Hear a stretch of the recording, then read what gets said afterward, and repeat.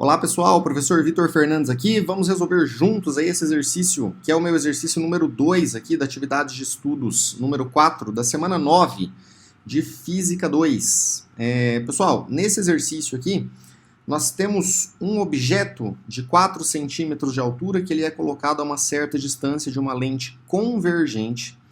Sabendo que a distância focal da lente é de 20 centímetros e que a imagem se forma a 50 centímetros da lente, do lado oposto do objeto é para a gente determinar o tamanho da imagem e as suas características.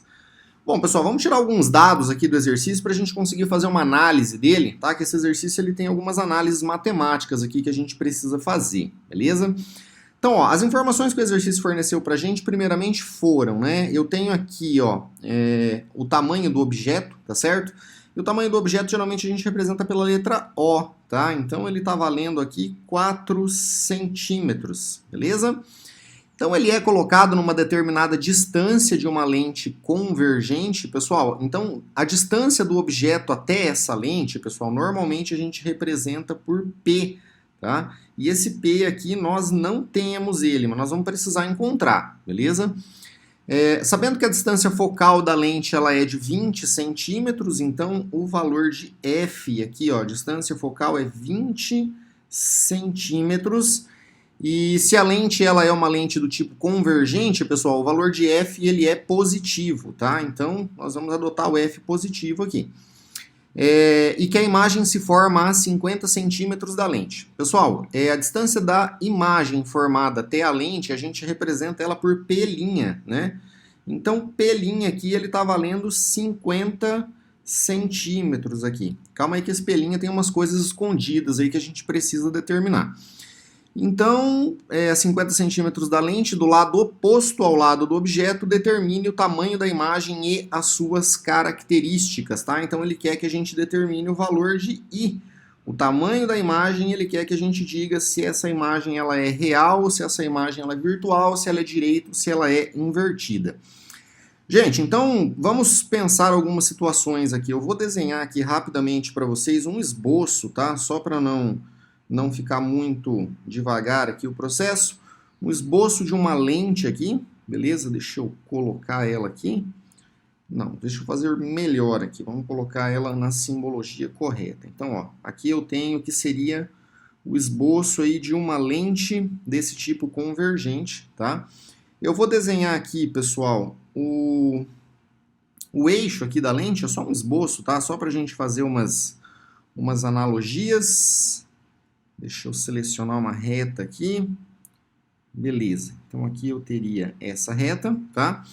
E aí, pessoal, vamos marcar alguns pontos que nós temos aqui, ó. Então, por exemplo, eu vou dizer que o ponto focal dela está mais ou menos por aqui, beleza? Então aqui eu tenho o ponto focal, que seria o equivalente à distância F, tá? Do lado de cá, pessoal, eu também tenho o equivalente à distância F, beleza? Do lado oposto da lente aqui. Tá? Aí, pessoal, nós temos a antiprincipal, que vale 2 vezes o valor de F, né? Mais ou menos aqui nesse ponto, ó, tá? A gente chama isso aqui de A, beleza? E do lado de cá, do lado direito da lente, nós temos a mesma situação. Então, eu tenho um outro A aqui, tá? E aí, gente, algumas situações que a gente precisa padronizar, beleza? É uma análise matemática que a gente tem que fazer. Pessoal, então, ó, a minha preocupação com essa análise matemática é principalmente no que diz respeito a esse P' aqui, que é a distância da imagem formada até a lente. Pessoal, então nós temos algumas situações aqui que são as seguintes, ó. Por exemplo, se a imagem ela se formar aqui do lado direito da lente, certo? Ou seja, após a lente, tá? O nosso P', ele sempre tem um sinal de positivo junto com ele aqui, tá? E se por acaso essa imagem ela for formada do lado esquerdo aqui da lente, se ela for formada, tá? Porque nós temos uma situação aqui onde ela é formada no infinito, mas se por acaso ela for formada, o valor do nosso P', ele recebe um sinal negativo. E isso aqui é determinante para a gente conseguir resolver essa questão, tá? Então, ó, qual que é a situação aqui que foi colocada no exercício de vocês? Eu quero que vocês percebam que ele diz aqui que a imagem ela se forma a 50 centímetros da lente, só que ela está do lado oposto ao lado do objeto. E ficou meio confuso da gente entender isso aqui, pessoal, mas eu acho que foi de propósito, que era para a gente poder fazer essas análises aqui no problema, tá?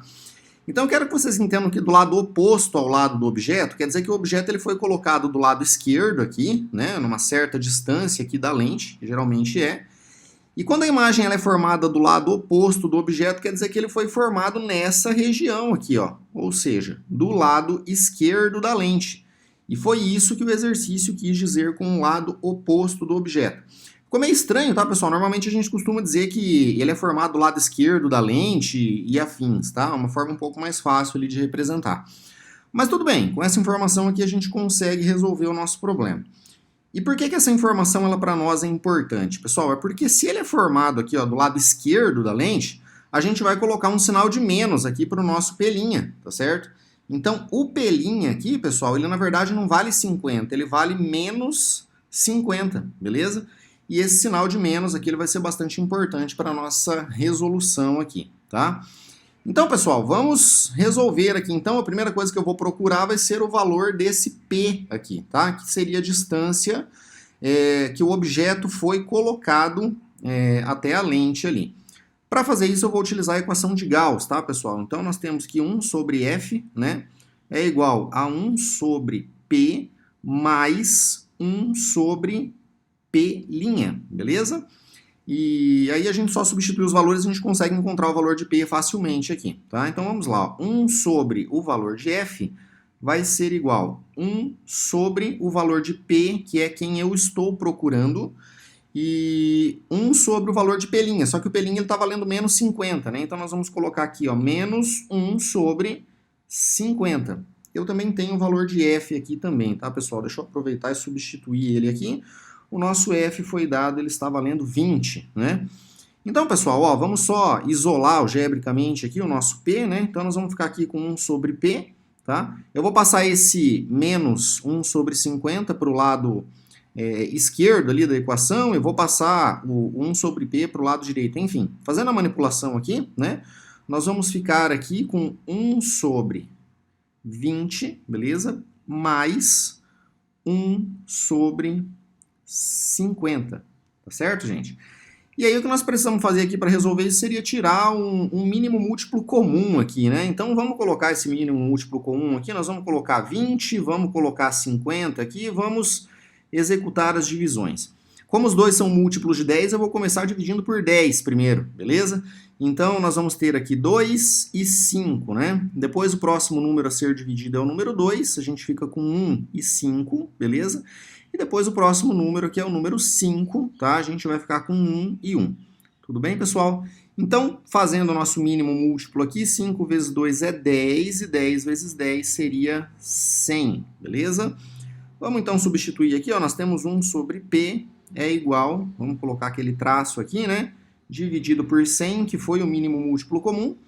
Então, pela divisão de frações aqui, a gente divide pelo denominador e multiplica pelo numerador aqui, tá? Então, 100 dividido por 20 dá 5, e 5 vezes 1 aqui é o próprio 5, beleza?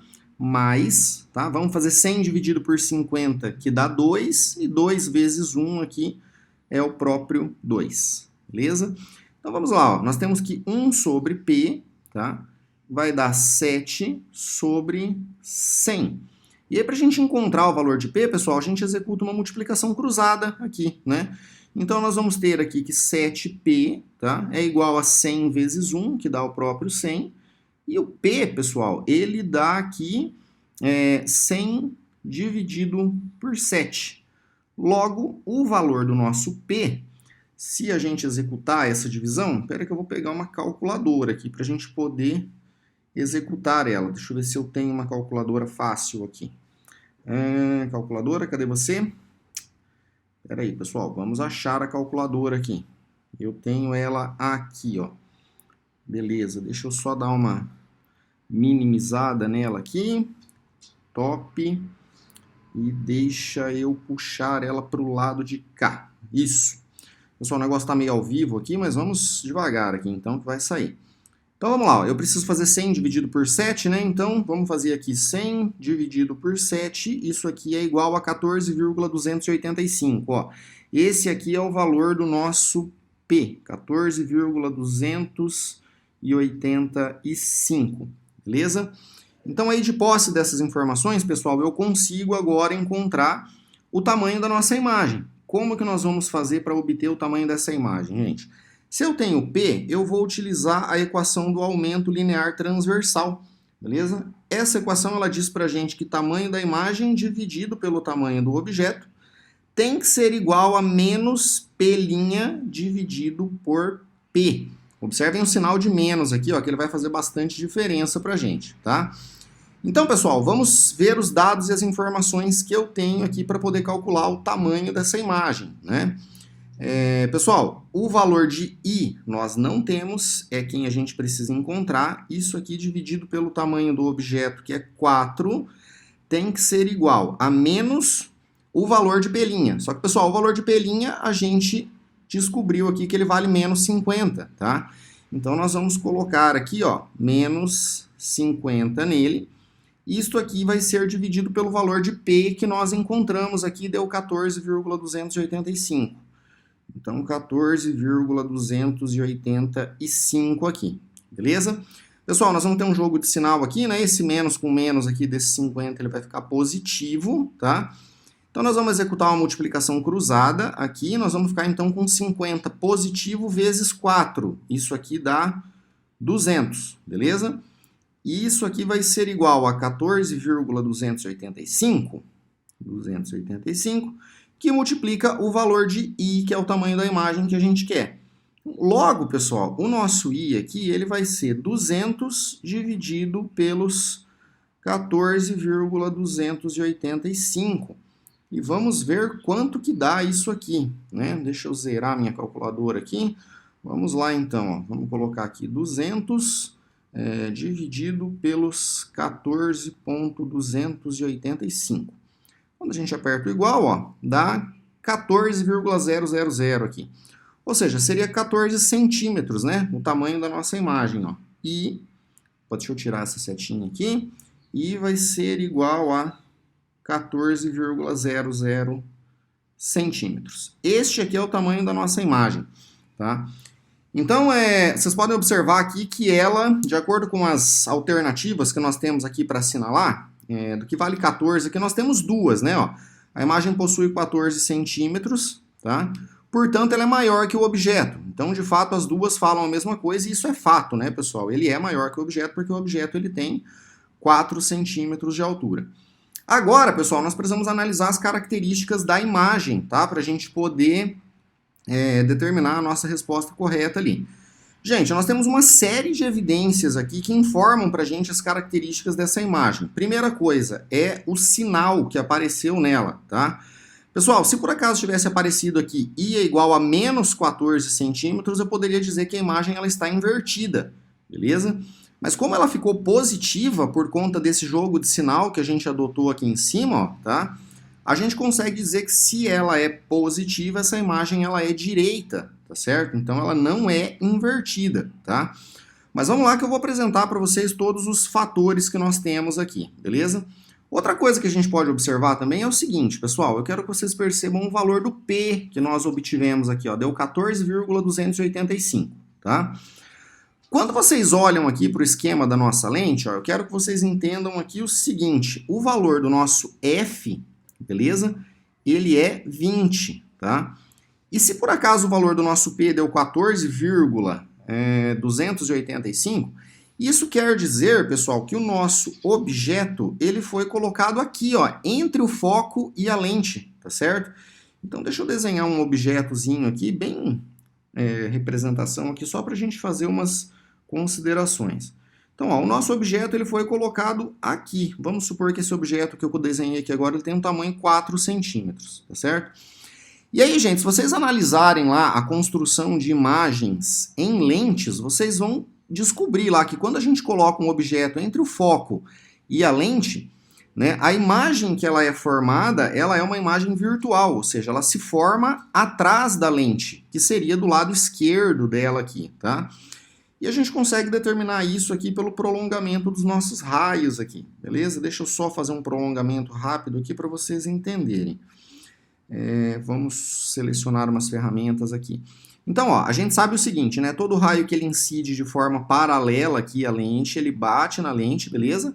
e ele se reflete no foco. Essa daqui é a teoria que a gente tem, né? Então tá aqui um dos raios, tá? Aí, pessoal, o outro raio que a gente faz, a gente precisa apenas de 2, né? Então o segundo raio que a gente considera, ele sai do objeto e passa pelo ponto O, a origem da lente, que é aqui, ó. Então eu quero que vocês percebam que do lado direito aqui da lente, esses raios nunca se cruzam. Ou seja, não existe formação de imagens do lado direito aqui, beleza? Então, o cenário que a gente vai utilizar aqui seria a formação de imagens do lado esquerdo dela, tá? Então, como é que vai ficar essa formação de imagens aqui? Pessoal, eu vou fazer um prolongamento dos raios, só que para o lado esquerdo. Se o meu desenho tivesse ficado bem bonito, e era para ele ter ficado, mas ele não ficou. Mas vamos lá. Então a gente faz um prolongamento desse raio aqui, beleza? Vamos colocar ele em linha reta aqui, certo? E aí o prolongamento do outro raio, que seria mais ou menos por aqui, assim, ó, tá? Isso aqui é uma representação. Se o desenho tivesse ficado bonitinho, a gente teria percebido ele melhor. Mas eu quero que vocês entendam que onde os raios eles se cruzam, gente, é onde a gente vai ter a formação da nossa imagem. Então, deixa eu só melhorar um pouquinho esses eixos aqui. Opa! Pera aí, gente, que a ferramenta aqui vai ao vivo. Vamos lá. Legal. Então eu vou aumentar aqui um pouquinho do tamanho do eixo para eu poder desenhar o nosso objeto. Isso. Vamos lá, professor Vitor. Vai dar certo, gente. Então aqui eu seleciono a nossa flechinha. Então, ó, o nosso prolongamento dos raios... Eita, ficou invertido. De novo. Ele vai me dar um objeto aproximadamente aqui, ó. Beleza? Então aí, gente, eu quero que vocês percebam que a imagem, de fato, ela é maior. E ela é direita, tá certo? Então, e como ela é formada atrás da nossa lente aqui, pessoal, ela é uma imagem do tipo virtual, tá? Então, assim, a principal característica que a gente tem, que a gente precisa analisar é essa, né? Essa imagem, ela se forma aqui do lado direito, ó, né, da lente. Essa imagem ela sempre vai ser invertida, mas todas as vezes que ela se forma aqui, ó, do lado esquerdo da lente, ela é direita e virtual, e normalmente é maior do que o objeto, tá? Eu digo para vocês quando ela se forma, porque se, por exemplo, a gente tivesse colocado esse objeto aqui, ó, em cima do ponto focal, aí a imagem seria imprópria, né? Ela se formaria no infinito, beleza? Então, pessoal, o que mata a nossa questão aqui, de fato, é o valor do P que a gente encontrou, tá? Como o objeto ele foi situado aqui entre o foco e a lente, a imagem ela é direita, ela é maior do que o objeto, né? E ela é virtual, tá certo? Então, nós temos aí uma alternativa como essa para marcar. Deixa eu ver aqui, ó. A nossa imagem ela tem 14 centímetros, ela é maior que o objeto, além disso a imagem ela é direita e ela é virtual também, tá certo? Então, nesse caso aqui, a alternativa que mais se encaixa aqui no nosso exercício seria a alternativa C, beleza? Espero que tenha ficado claro aí a resolução da questão, pessoal. Qualquer dúvida, vocês podem fazer contato comigo. Um grande abraço aí para vocês e até a próxima.